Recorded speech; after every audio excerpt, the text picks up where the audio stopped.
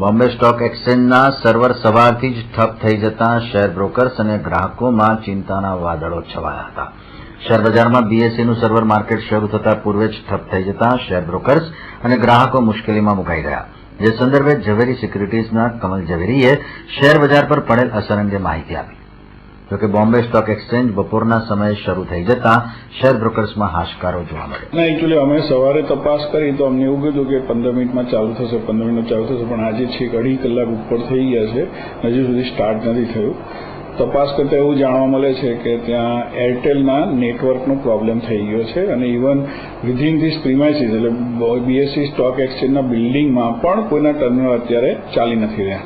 વચ્ચે એ લોકોએ નાના મોટા ટ્રાયલ કરવા માટે થોડું 5-5, 6-6 મિનિટ ચલાવડાવ્યું, પણ અત્યારે તો ટોટલી શટડાઉન છે અને એ લોકોને અત્યારે કોઈ ફોલ્ટ ટ્રેસ આઉટ હજુ થતો નથી.